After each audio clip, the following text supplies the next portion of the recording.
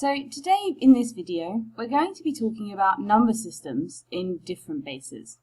And the first thing I'd like to do is to reflect on our own number system a little bit.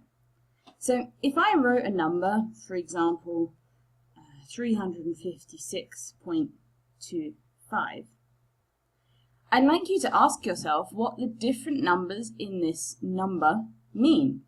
Because if you didn't have certain background knowledge that I know that you all have, you would probably not be able to say actually how much this number was. Even if you knew that the number 3 represented 3 things, the number 5 represented 5 things, 6, and also again for 2, you wouldn't know how that then combined. You might think, is that 3 plus 5 plus 6? Is that 6 somethings, 5 something else's? And of course, you know that we have here 6 units, 5 tens, 3 hundreds, 2 tenths, and 5 hundredths. And this is what's known as place value, so where the number is in relation to the decimal point shows you how big or small that quantity is.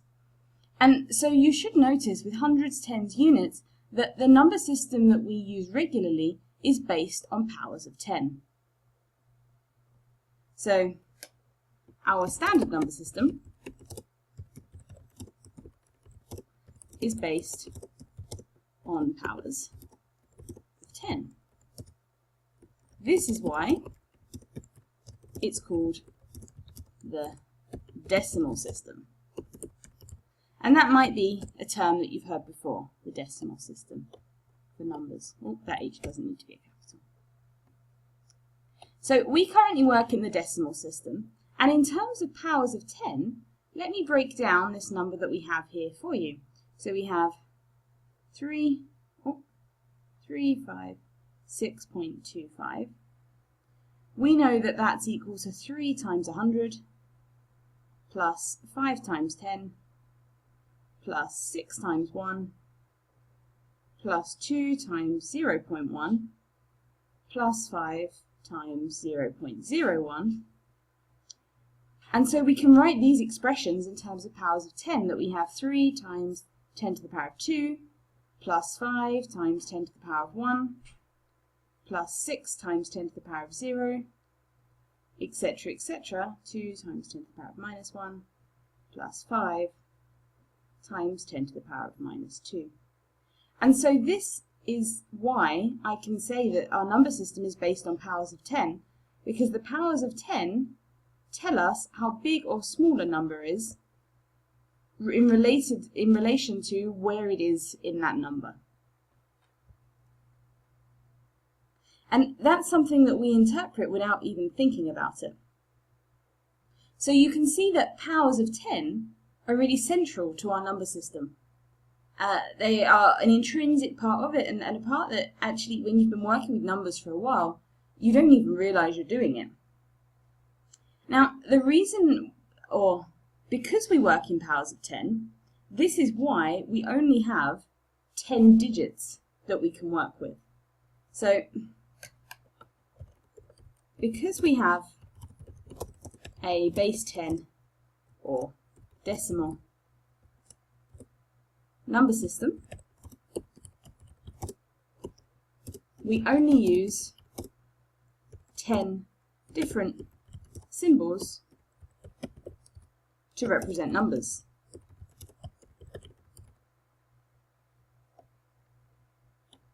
There, 0, 1, 2, 3, 4, 5, 6, 7, 8, 9, and that's it.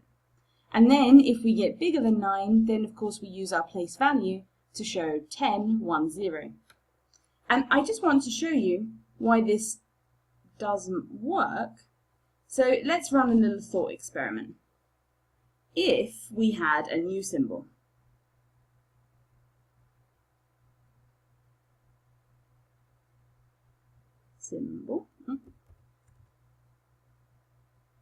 let's say this symbol here. You could draw anything you wanted here, and that would equal 10. What would the number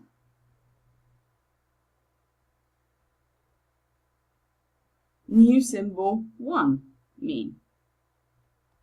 Well, because we're based on base 10, and this is our unit, and this is our 10, we have then this new symbol times 10 to the power of 1 plus 1 times 10 to the power of 0, which is the new symbol times 10 plus 1 times 1, which is of course equal to, this is equal to 10 times 10, which is 100, plus 1, which would give us 101. And so we have then two ways of representing 101. We could represent 101 like this, or we could represent 101 like that. So that's why we can't have any more symbols to represent numbers in our decimal system. If we had more symbols, we wouldn't be able to write numbers in a unique way. With our current system, with the digits from 0 to 9, there's only one way of writing the number 101. If we had this new symbol that meant 10, there would be two different ways of writing that same number, which would make things really confusing. So that's why we can only allow ourselves to have these 10 different symbols to represent numbers, because otherwise two numbers could be the same but look different in their numerical representation. So, now we've talked a bit about the decimal system, I'd like to show you how this works in one other system, namely the binary system.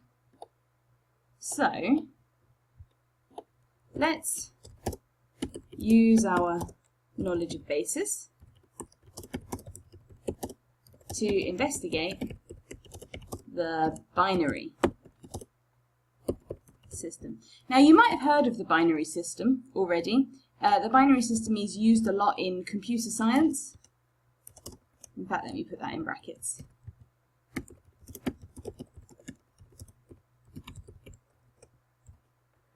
And I'll explain why it's used in computer science in a moment. The binary system, because of this word bi, it might give you the sense that it involves two things, like a bicycle has two wheels, for example, and that's exactly what it is. The binary system is based on powers of 2 rather than powers of 10. So, the binary system is based on powers of 2 rather than powers of 10. Therefore, only two symbols,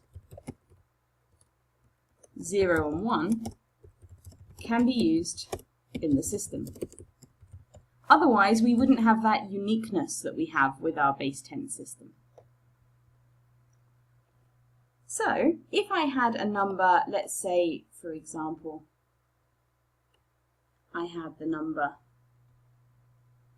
1001 base 2, and this is how this is denoted. So I put my binary number in here, I put it in square brackets, and I put a little 2 down here to show that this number is in binary or it's in base 2. What does this mean? Well, we know that this is the units column, so that's 2 to the power of 0. This is our tens column, 2 to the power of 1, 2 to the power of 2, 2 to the power of 3. And I recommend always counting in from where the decimal point would be so that you know then how to set this out. So then we have 1 times 2 to the power of 3 plus 0 times 2 to the power of 2 plus 0 times 2 to the power of 1 plus 1 times 2 to the power of 0. And you'll notice here that this looks really, really similar to this number that we had before, this 356.25. And instead of writing tens, I'm writing 2s. So this is 1 times 2 to the power of 3 is 2 times 2 times 2. So that's 2, 4, 8. plus 0 times 2 to the power of 2, which is 4, plus 0 times 2, plus 1 times 2 to the power of 0. Anything to the power of 0, as we know, is 1, so that's 1. So I have 8 plus 0 plus 0 plus 1, which gives me 9 in the base 10 system. So you see I had a number that was base 2, and through this calculation I've been able to convert it to being 9 in the base 10 system. I'd like you to try this for yourselves. Let me give you 3 numbers to convert. The first one would be 111 in base 2. The second one would be 10 in base 2. And the third one's a little bit longer, 10011 in base 2. I'd like you now to pause the video, try and convert these ones yourselves into a base 10 number, and then restart the video and I'll show you the solution, and then you can check and see if you've got it correct. So I've assumed you've paused the video.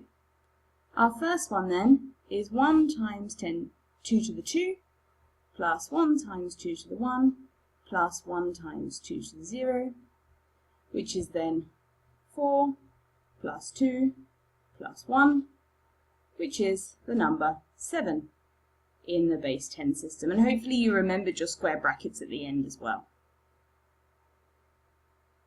For this one, we only have 2 digits, so I know that's going to be 1 times 2 to the 1, plus 0 times 2 to the 0, which is going to be 2 plus 0, which is 2 in our base 10 system. And that one shouldn't have come as too much of a surprise to you, because if we only have 0 and 1, then our 10 as such in the binary system must be 2, so the next biggest number after 1. This third one was a little bit longer, and I have the 0 power, the first power, second, third, the fourth power I'm going to need. So I've got 1 times 2 to the 4, plus 0 times 2 to the 3, plus 0 times 2 to the 2, plus 1 times 2 to the 1, plus 1 times 2 to the 0. And 2 to the 4 is 2, 4, 8, 16. So I've got 16 plus 0, which are these two, plus 2 plus 1. So that's then 19 in our base 10 system. Hopefully you got those 3 correct. If not, hopefully by me showing you how I did them, you've been able to see where you went wrong. Now, the binary system, as I mentioned before, is used a lot in computer science. And this is because computers only understand 2 things, on and off. And so, by having a 1, that is a kind of on pulse, a pulse that's there, an electrical signal that the computer hears. A 0 is a pulse that the computer doesn't hear. It's nothing. So, by reducing our number system like this into binary, this means that computers can understand what we want to communicate with them. So 1 represents on and 0 represents off. In the next video, I'll show you then how to convert from decimal into binary, and you'll also have a chance to try things yourself there. If you have any questions, write them in your notes, or again, leave me a comment on the video, and I can deal with them in the class next time I see you.